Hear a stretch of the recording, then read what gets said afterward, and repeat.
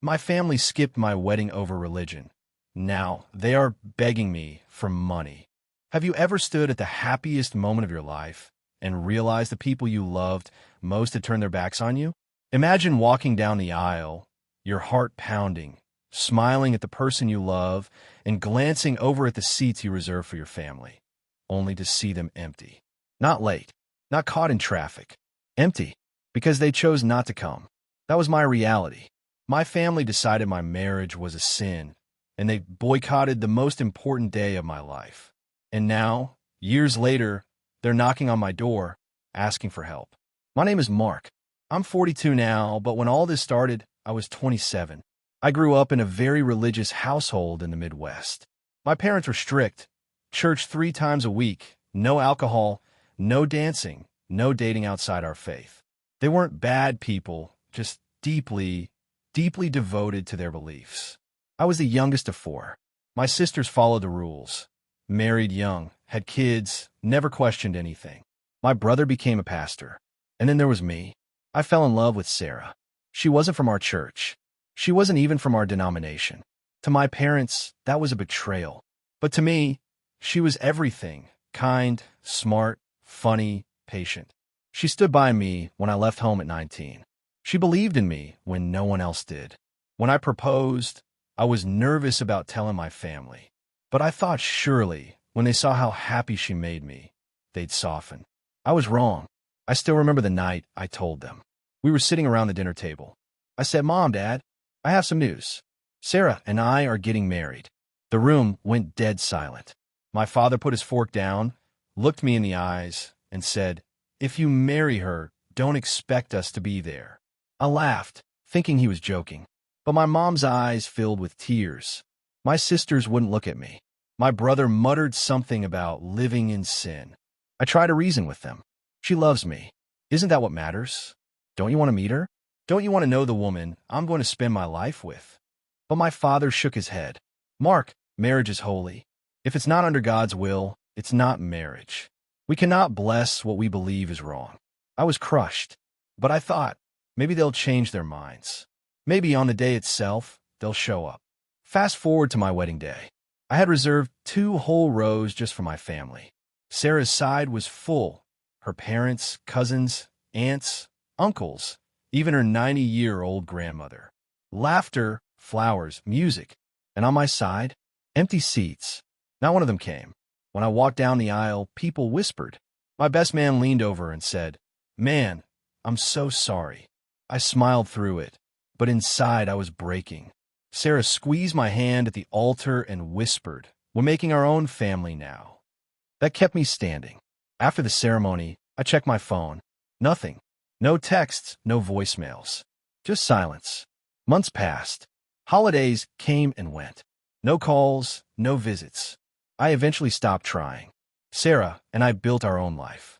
We bought a house, had 2 kids. Her parents embraced me like a son. Life was hard at times, but it was full of love. Then, 15 years later, the phone rang. It was my mother. Her voice was shaky.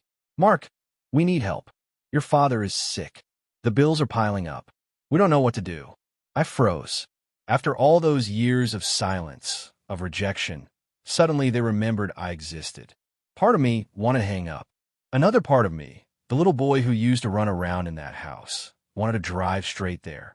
I said, "Why are you calling me now?" Her answer cut deep. "Because you're the only one who can help us."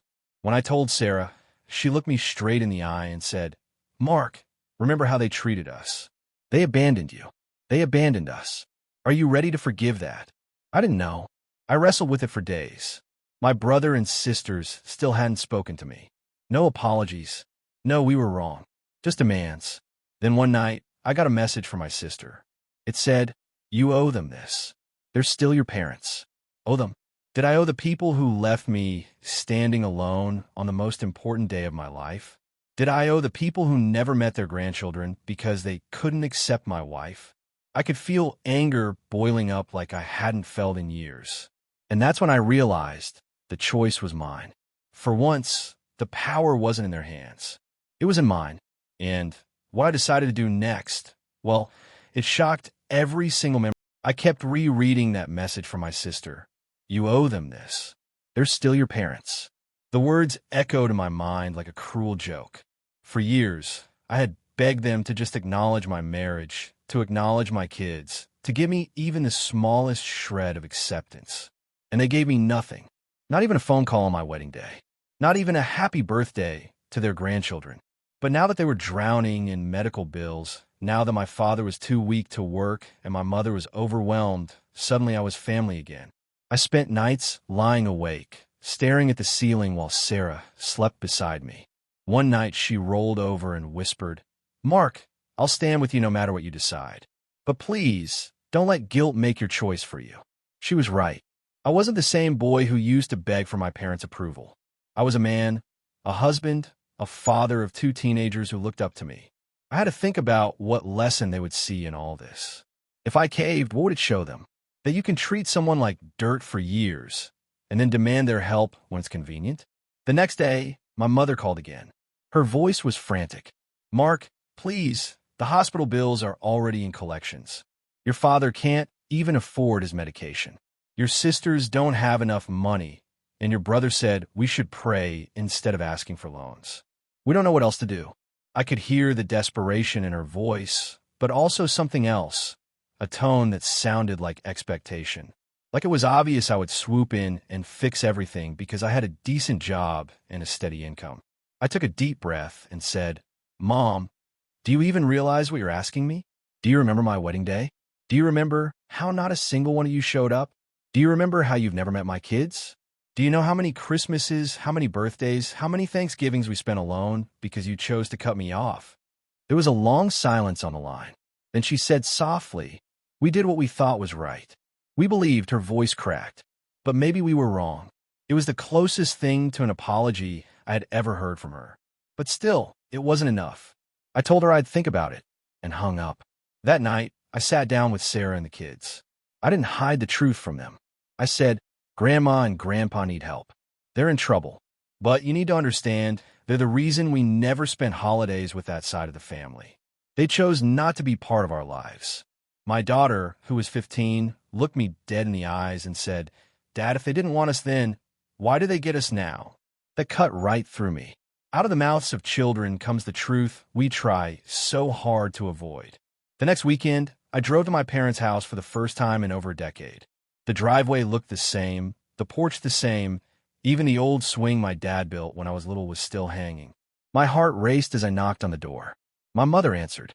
She looked older, frilier, but her eyes lit up when she saw me. "Mark," she whispered. I stepped inside, and the air smelled of dust and old wood. My father was sitting in his recliner, thinner than I'd ever seen him. His face broke into a tired smile. "Son," he said, his voice rasping. For a moment, I felt like a kid again. But then reality hit me. These were the people who abandoned me. My father had the strength to call me son now, but 15 years ago, he didn't have the strength to walk into my wedding chapel. We sat awkwardly in the living room. My mother brought out tea, like she was trying to pretend everything was normal. Then she began explaining the bills, the debts, the collection agencies. My sisters showed up too, and the tension was so thick you could cut it with a knife. None of them apologized. Not one of them said, "We're sorry for what we did to you." Instead, they spoke like it was a given that I'd write a check. My oldest sister even said, "Mark, you've always been the responsible one. You're successful. This is your chance to do the right thing for the family." That word, family, made me snap. I slammed my hand on the table. Family?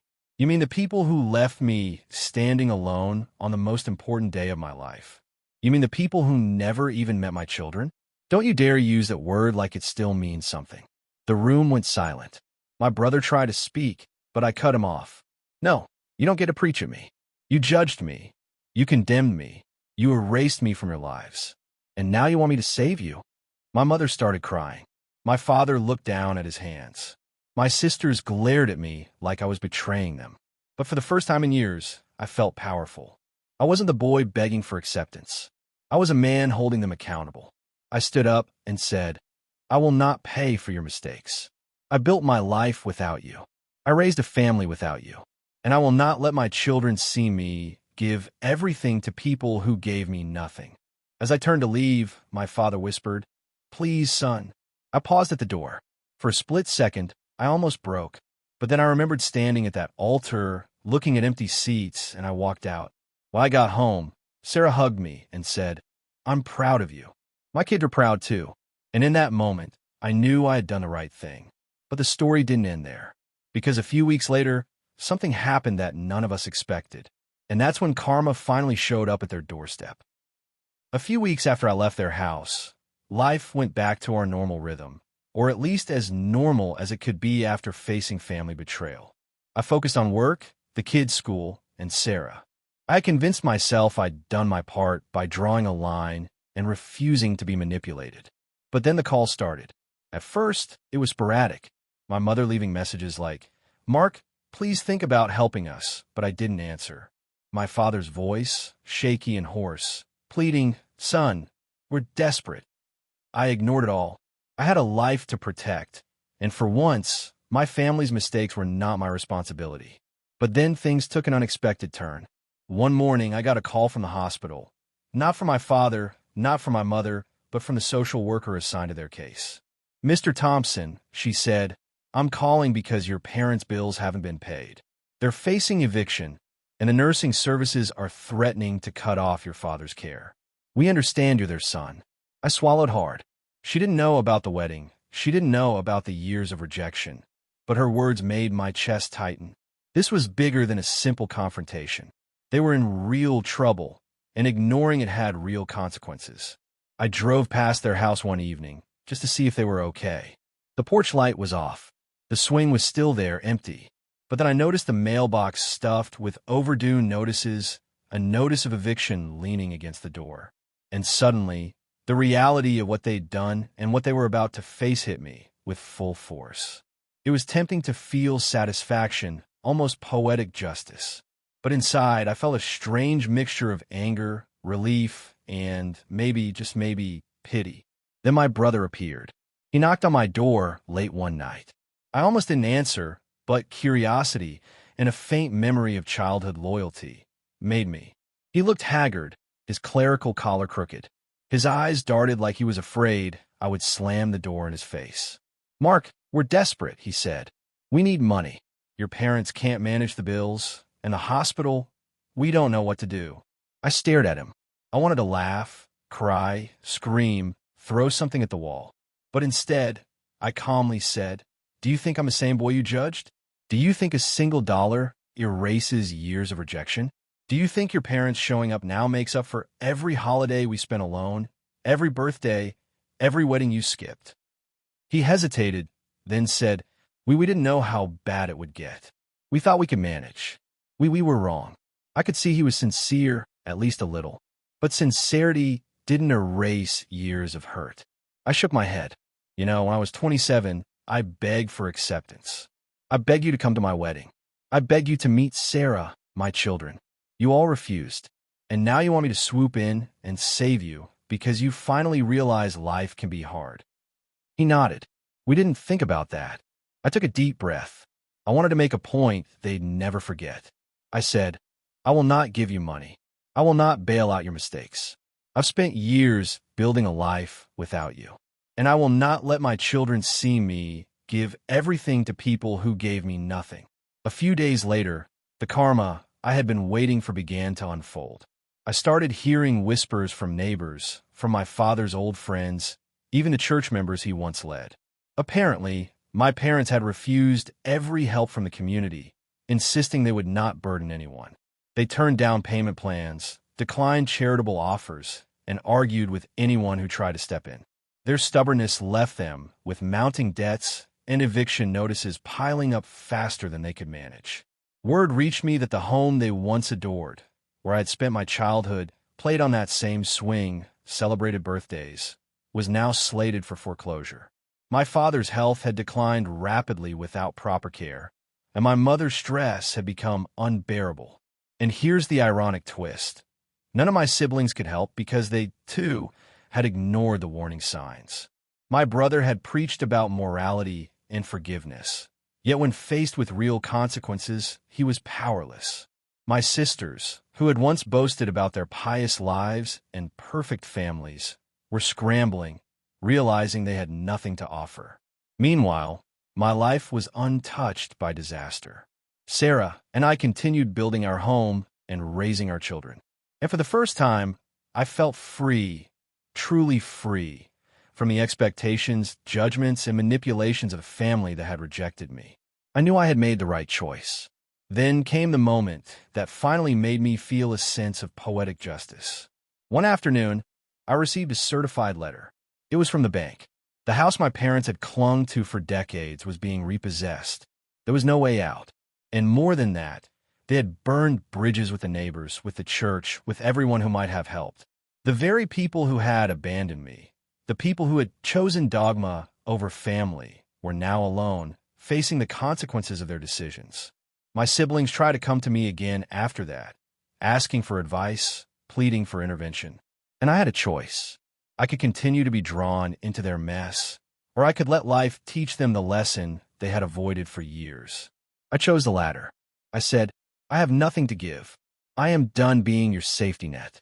If you want help, you'll have to figure out yourselves. Weeks later, the news reached me through a mutual acquaintance. My parents had moved into a small, crowded apartment, their health declining, their pride shattered. They called my brother and sisters, hoping for help. And the siblings who had once looked down on me realized, too late, that all the family unity they preached about meant nothing without action. The very family they had failed to nurture was thriving without them. My kids happy, our home full of laughter, and me finally at peace. It was a hard lesson, but a fair one. Life had a way of balancing the scales. And for the first time, I truly understood that family isn't just about blood. Family is about loyalty, respect, and showing up when it matters. My parents and siblings had failed on all three counts, and now they were paying the price. And as I sat with Sarah one evening, watching our children play in the yard, I whispered almost to myself, this is what it means to choose your own family. This is what it means to protect your own. And no one can take that away from us. Life had begun to settle back into a rhythm, but the echoes of that family drama never fully left me. Every time I looked at Sarah or at the kids, I felt the weight of the past lifting just a little more. Yet, even though I had refused to rescue my parents, the emotional aftermath kept creeping in like shadows in a room at dusk. I couldn't help but replay old memories. Christmas mornings where I sat alone, staring at unopened presents, wondering if they even remembered me. Birthdays where the only cards I received were from distant cousins. And of course, my wedding day, the glaring absence of every face I'd once loved. Then, one evening, I received an unexpected knock at the door. It was my eldest sister standing there in the twilight, clutching a worn purse and looking smaller than I had ever seen her. She didn't say hello. She didn't smile. She just said, Mark, I need to talk to you. I motioned her inside, my heart beating faster than it had in years. Not with fear, but with a strange curiosity. She sat down, avoiding my gaze, her hands twisting nervously in her lap. I didn't realize how badly things would go. She began, her voice trembling. We thought Mom and Dad could handle it. We thought. Her words trailed off, but I could hear the shame. For years, she had been the self-righteous one, always lecturing me about faith, about respect, about how I should live my life according to family values. And now, she was admitting failure, not just hers, but all of ours. I leaned back, watching her carefully. You mean the years you ignored me? The years you let them treat me like I didn't matter? You want to talk about failure now? My voice was calm, but my eyes were sharp. I wanted her to feel the weight of every lonely holiday, every moment of rejection, every tear shed in silence. She winced, then whispered, I know we were wrong. We should have been there for you. For the kids. For the family. Her words felt strange, almost unreal. After all those years of judgment, to hear her finally admit it, it was like looking at a mirror of the past I could never change. But I stayed silent. I let her wrestle with her own guilt, just as I had wrestled with mine. And then she said something that stunned me. We've tried everything. Loans, friends, charity, and nothing worked. They're alone, Mark. Mom and Dad, they need help. We need help. I felt a surge of anger, hot and bitter. They need help? And what about us needing help? What about all the times you and Dad and Mom needed me and chose not to be there? She looked down, tears welling in her eyes. I know we hurt you. I know we did. But we're desperate. I let out a long sigh, running my hand over my face. Part of me wanted to scream, to slam the door, to never see them again. But another part of me, the part that still remembered childhood innocence, the part that still loved them despite everything, felt a flicker of empathy. Not for the past, but for the present. They were human. They had failed, but they were still human. And humanity, I realized, sometimes deserves a chance. Still, I refuse to let the past be erased so easily. You will not manipulate me with guilt, I said firmly. I will not allow the past to be rewritten. You made choices. You live with them. I will not be your emergency fund, your safety net, your miracle worker. She nodded, finally meeting my eyes. I understand. I just needed you to know we're sorry. Truly, it was not the apology I had longed for, not the full acknowledgement of years lost. But it was something, and for the first time in a long time, I felt the walls between us begin to crack, if only slightly. In the following weeks, I noticed subtle shifts. My parents' neighbors, who had once kept their distance, started quietly offering support. Church members, who had been angry at my parents for refusing help before, now stepped in. My siblings, humbled by the consequences, began to volunteer their time, helping with errands, bringing meals, and checking in regularly. They were not asking for money. Not yet. They were finally learning what family really meant, showing up, even when it was hard, even when they felt guilty. One evening, my father called. His voice was weak, but there was a tremor of sincerity I hadn't heard in years. Mark, I know I don't deserve it, but thank you for not cutting us off completely. I see now. I see everything we lost. I stayed silent for a moment, letting the weight of his words sink in. It was not forgiveness I gave him, not yet, but I acknowledged him. That was the first real step toward healing, and it felt strange. Light even. Then, my sister joined me one afternoon, bringing a stack of old photo albums. I thought maybe you'd want to see these, she said softly. We flipped through pictures, my childhood, birthdays, vacations, moments I hadn't seen in decades. There were tears, laughter, even moments of nostalgia. But underlying it all was truth. The past could not be undone, and nothing could erase what was lost. And yet there was hope, because despite their mistakes, despite the pain, they were finally beginning to understand the value of presence, of loyalty, of real family. It was not immediate. It was not perfect, but it was something real. Then came the moment that truly defined this chapter. My parents, humbled and weakened, had to move into a smaller apartment, leaving behind the house filled with memories, both beautiful and painful. They invited me over, not to ask for money, not to demand forgiveness, but simply to sit, to share a meal, to talk. And when I walked in, I realized I was no longer the boy I had once been. I was a man who had endured, who had chosen wisely, and who had protected the family that mattered most, my own. I watched my father struggle to open a bottle of water, my mother fumbling with a plate, and I felt a strange mixture of pity, relief, and peace. I didn't rush to help. I let them do what they could, knowing that every small struggle was part of their lesson. But I also knew I was ready to be present, on my terms. I wasn't going to be manipulated, but I could offer humanity. By the time I left that day, I felt something I hadn't felt in years: closure. The family I had lost wasn't gone. It was flawed, broken, and finally beginning to learn. And my own family, the one I had chosen and built, was safe, thriving, and strong. The balance had shifted. Justice had been served, and yet so had compassion. And for the first time, I understood the true power of saying no, not out of spite, but out of self-respect. The lesson was clear. Respect must be earned, and loyalty cannot be demanded. The scales had been balanced, and life had finally, beautifully, taught everyone exactly what that meant.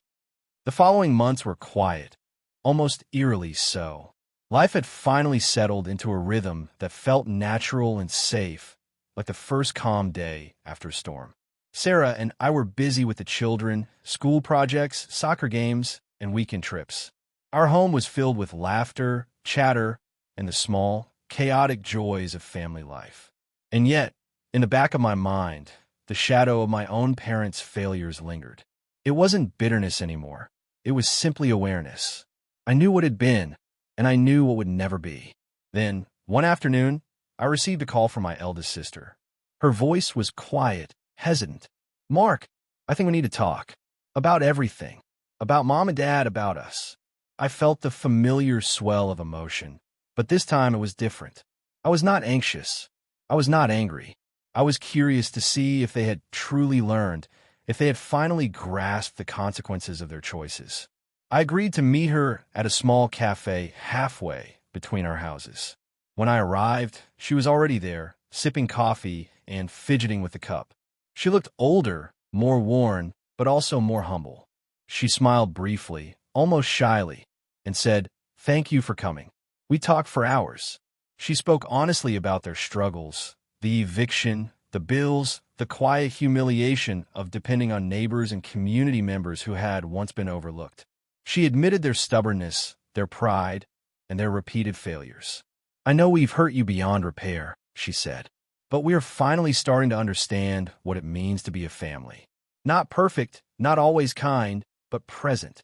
I listened, feeling a mix of emotions. I wanted to believe her, to embrace the idea of reconciliation, but a part of me was cautious. I've been burned too many times, and the wounds were deep. But I also knew that grudges didn't heal anything. They only trapped me in the past. In the weeks that followed, my siblings began taking real action. They assisted my parents with their new apartment, helped organize medical care, and made sure bills were paid on time. For the first time, they were present without asking for anything in return. They weren't trying to manipulate me, guilt me, or force forgiveness. They were simply showing up. And slowly, I realized that life had given them a chance they had earned, finally, through humility and effort. One day, my mother called me. Her voice was soft, fragile, and weary. "Mark, I don't expect anything. I just wanted to tell you we're sorry. For everything. For missing your wedding. For all the years of absence. I hope you can understand that we're trying, in our own way." I took a deep breath. I could feel the old anger rising for a brief moment, but I let it pass. Instead, I said, "I understand, Mom, and I hope you know that I've built a life where my children feel loved, safe, and celebrated. That's what matters. That's what I fought to protect."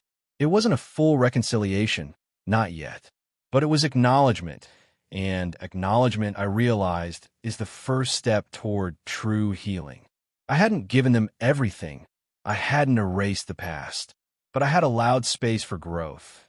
And, for once, they had taken responsibility. Meanwhile, life at home with Sarah and the kids flourished. Watching our children play in the yard, hearing their laughter echo through the house, I felt a profound sense of satisfaction. I had chosen a family that mattered most. I had protected them from the patterns of neglect and pride that had plagued my parents. And in doing so, I had finally freed myself. The most poetic twist came unexpectedly. A few months later, I ran into an old neighbor of my parents while picking up groceries. They smiled wryly and said, "You know, your parents finally learned the hard way. They refused help for years, but eventually, they realized that pride costs more than humility." It's been interesting to watch. I laughed quietly. Interesting is one way to put it. Inside, I felt a mix of amusement and vindication. The people who had once ignored my wedding, dismissed my milestones, and demanded conformity had finally faced the consequences of their choices. And yet, they had survived, not because of manipulation or coercion, but because life taught them lessons they could no longer ignore. A few weeks later, my parents called again, this time not for money, not for intervention, but simply to share a moment. "Mark," my father said, his voice calm, "we're learning. Slowly, but we are. And we hope, in time, you can forgive us, not because we deserve it, but because it's what family does." I felt a warmth I hadn't felt in decades. I didn't need to rush forgiveness.